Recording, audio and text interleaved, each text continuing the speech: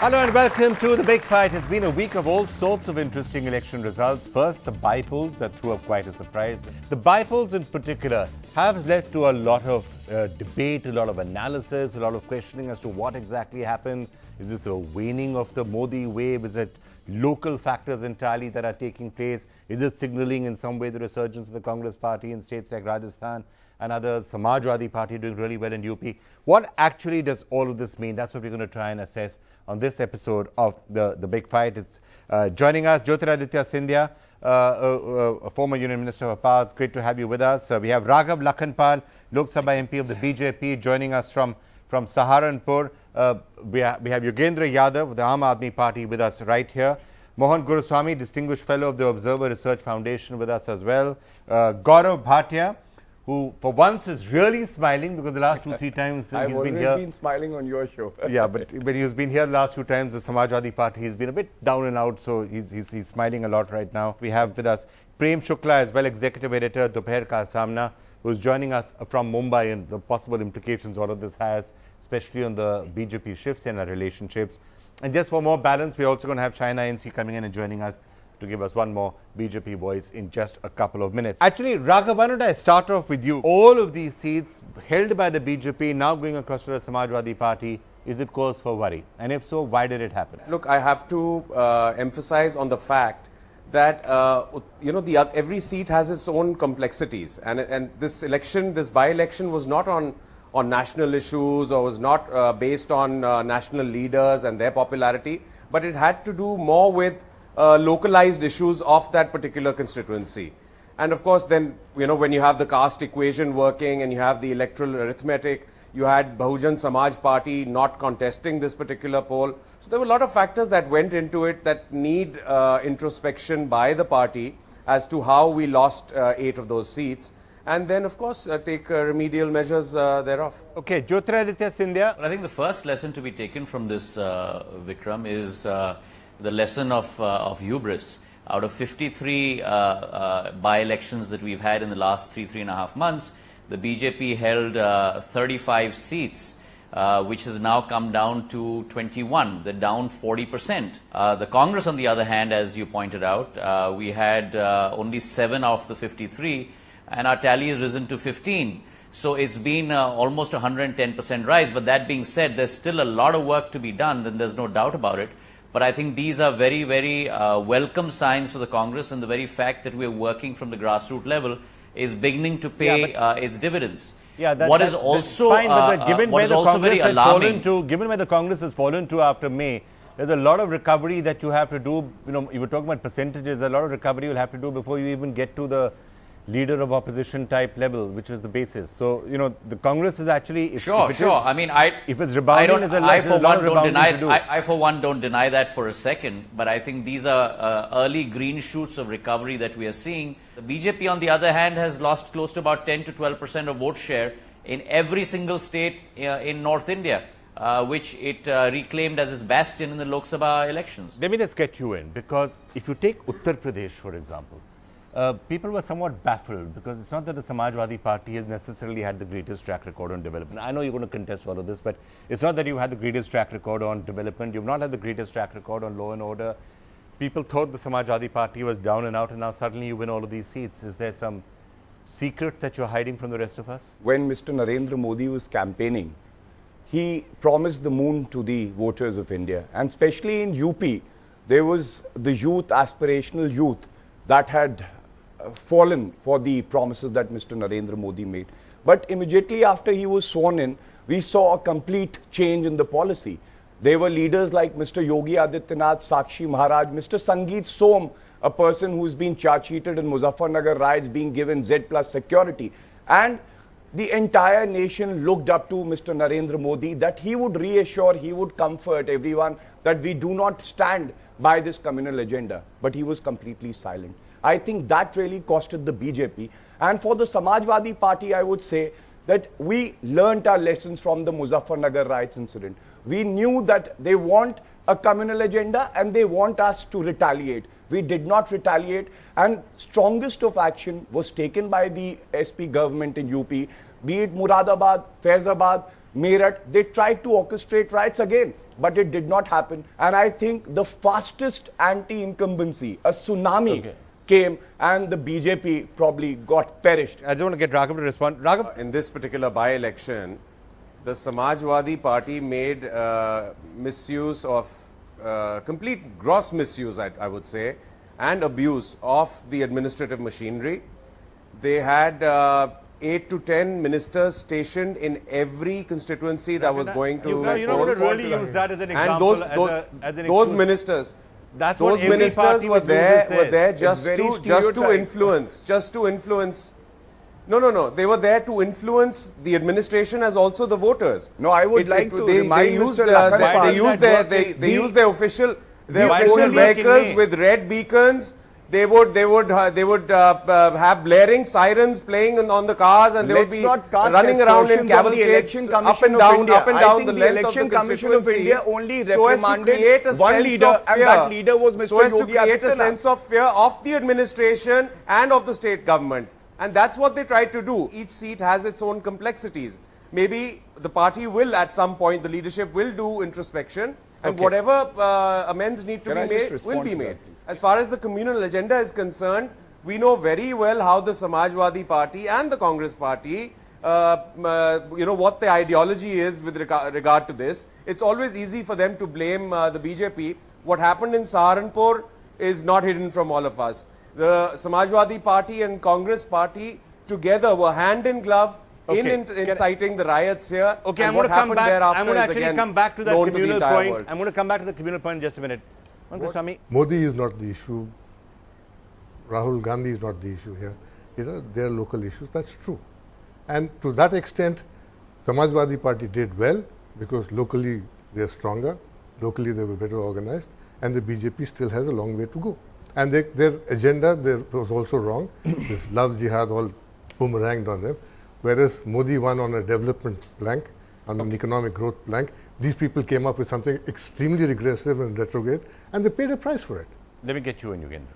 Usually, after a general election victory, the ruling party tends to do well for the first 6 months or 1 year. This is what happened even in 2004 and 2009, where Congress did not have a clear victory. But in the subsequent by-elections all over the country, they did relatively well. I'm afraid I have to disagree with one thing. It is not local. 11 constituencies in Uttar Pradesh, all held by BJP. All cannot have, 8 of them cannot have this peculiar constellation of local factors. There's something more than that.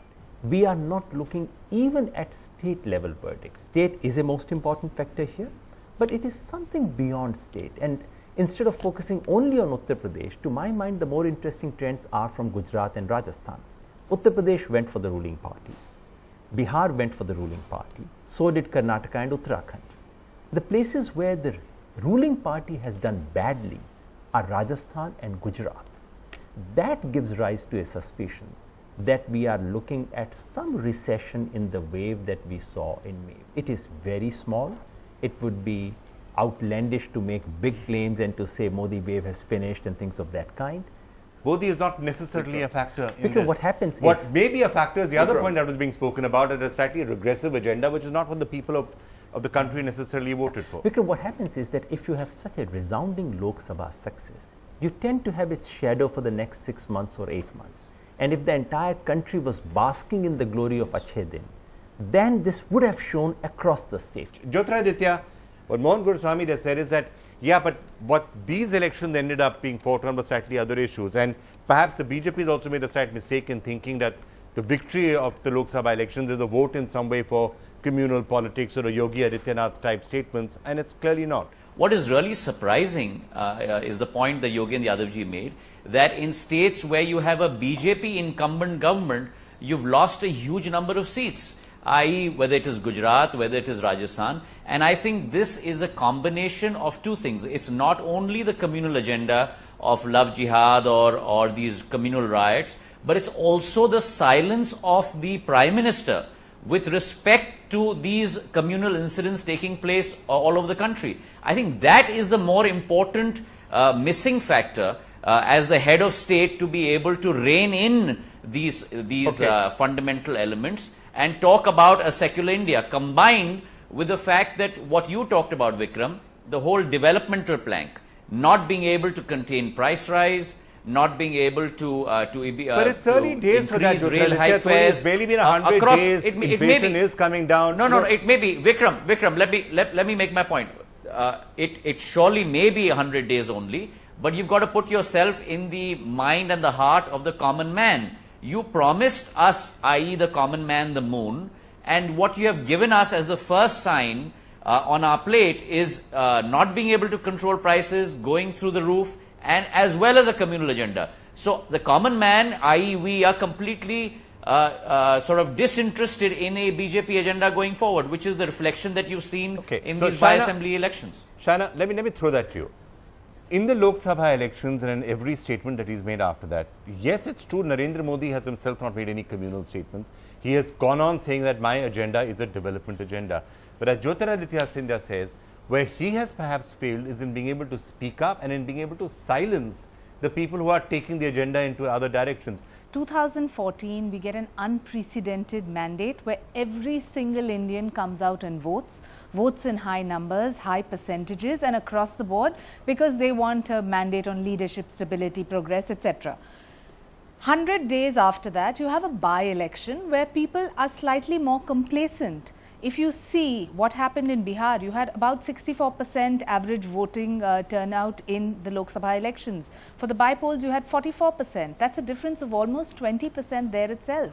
That decides victory. Complacency of the BJP. I'm saying it could be the complacency of the voter as well in a by-election.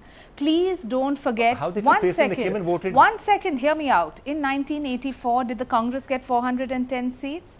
Post that, did they lose 6 assembly elections in states which were crucial? Yes, it is fair to say that, look, 100 days is too early to really say, has Modi performed on all the development? And we have performed on development. And to fair suggest enough, and put this kind of communal tag is unnecessary. One thing though which everyone has been pointing to, and I think the BJP has been slow to take that on board, is you have not done enough to rein in the fringe elements. So, would you agree with that statement, that perhaps more could have been done? I don't, because you're okay with the fringe elements? No, I'm not okay with any of that. But in a large organization, you have one odd stray comment, you have people reacting over time on them. The amount of good work done in 100 days, all it needs is one call. The amount of Prime work. Minister One calls up minute, we haven't even used any terminology in our political resolution. I know you have. We are not interested. We are only talking about good governance. One call from the Prime Minister. The Prime Minister calls up the ministers all the time. Do we want the Prime Minister reacting to every single thing, or do we want him to work on a vision plan which he's promised for the people? No, Prime Minister has the time to clarify regarding the rumors that were there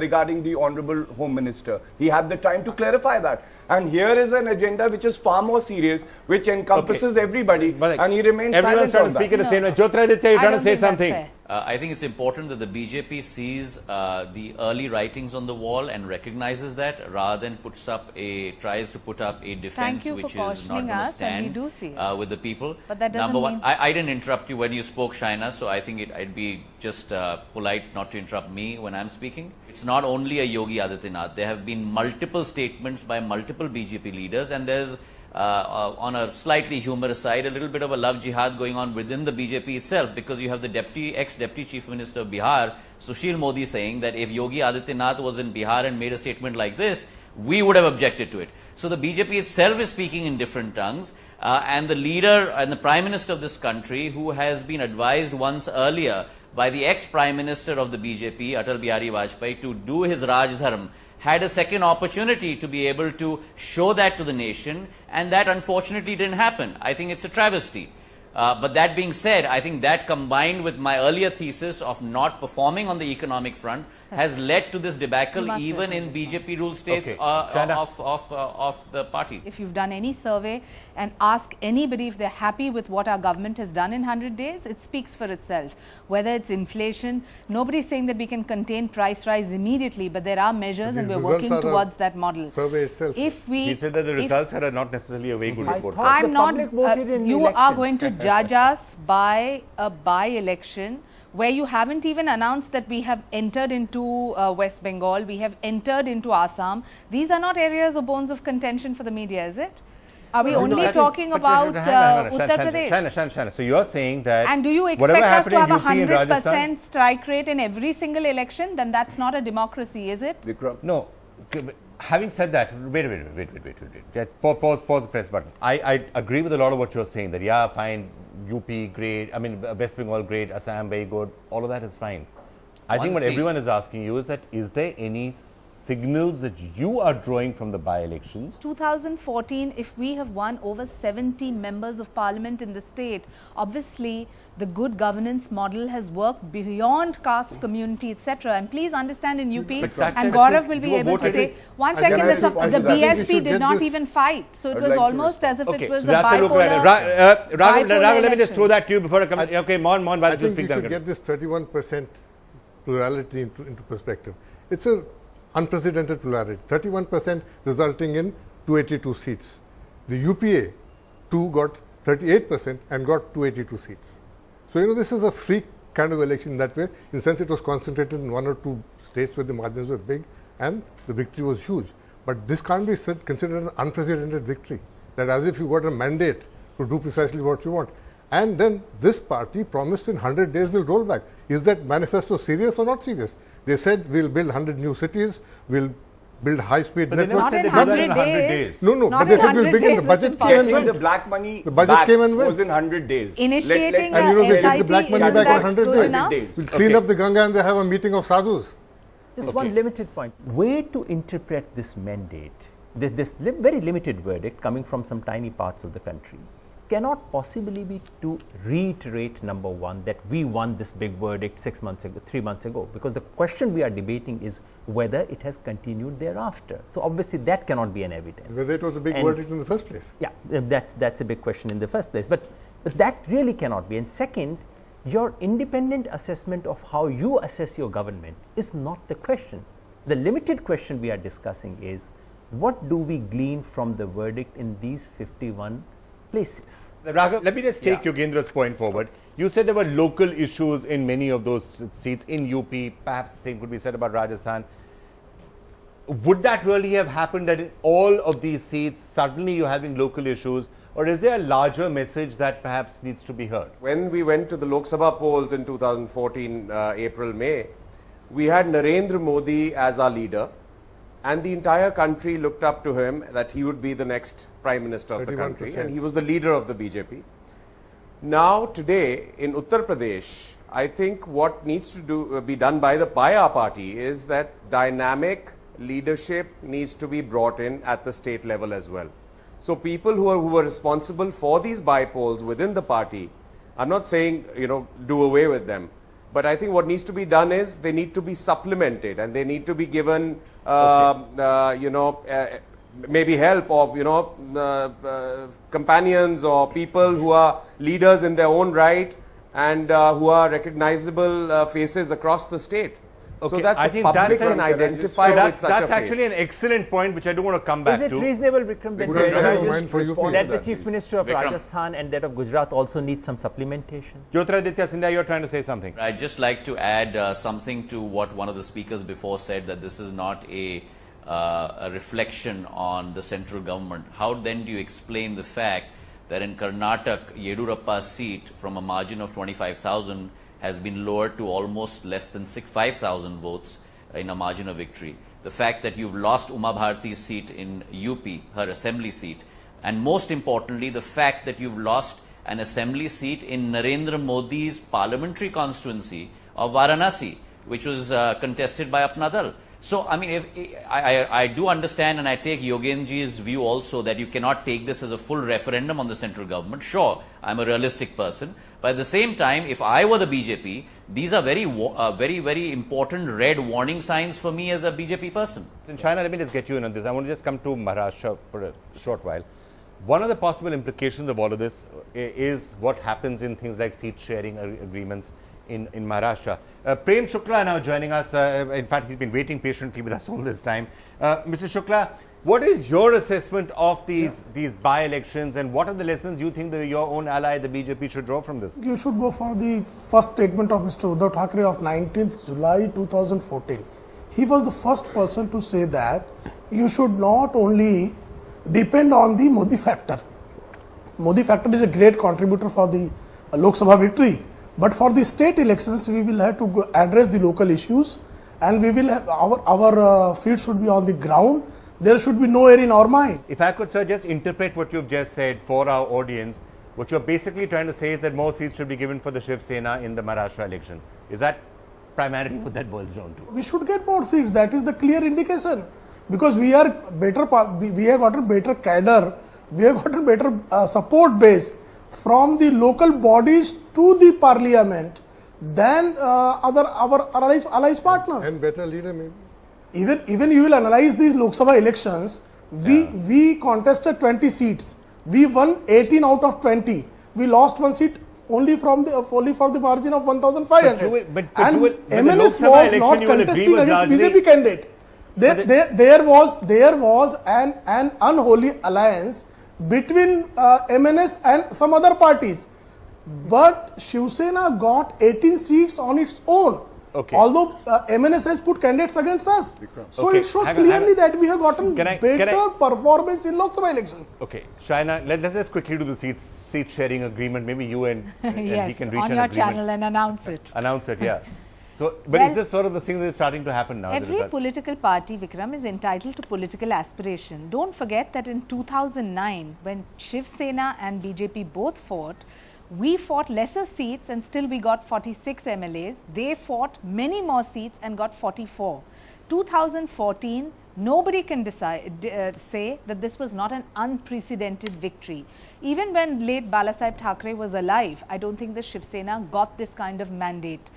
Having So said you that, think they we should have be been grateful with to them. the Modi factor No, for getting them I'm their just Lok saying- Sabha seats? I'm just saying that if Shaina, they are even in entitled to 2009 Lok political Sabha elections, we should analyze aspirations, it. if We they should are analyze the entitled to 2009 Lok Sabha political elections. aspirations, so are BJP we. contested more Good seats now. than Shiv Sena, The BJP but and BJP Shiv Sena got are less getting seats more than the Shiv Sena. Shiv Sena got 11 seats and BJP got only 9 seats. So we are not asked for changing any formulation during the 2009 elections. Vikram. Shukla ji, let our Vikram. leadership decide Vikram. and arrive Vikram. at a solution I'm as far sure as you both we are can do a No, better our job. leaders will decide. we I am not are deciding concerned- anything. Just you are putting an argument, so I am Vikram. countering that argument. Okay, Jyotiraditya Scindia, I think you Vikram, have to leave us. You want to make a final comment? You've got a wonderful example of on national TV, Love Jihad situation between two allies of the NDA taking place on national TV in front of you. At least what we have to say, we can say in a democratic family and in a democratic setup, Sure. rather than being worried about who's going to react how. Okay, but you are not reaching a seat sharing agreement right now. Come on, a big fight. It's But the time to do it. why But does how do you everything respond have what to he- be a full stop? Why can't there be questions? Why can't there be commas? Why can't the cadre express its opinion? Why can't the leadership arrive at a conclusion? We're a very disciplined cadre, and I'm sure we will arrive at a solution by tomorrow itself.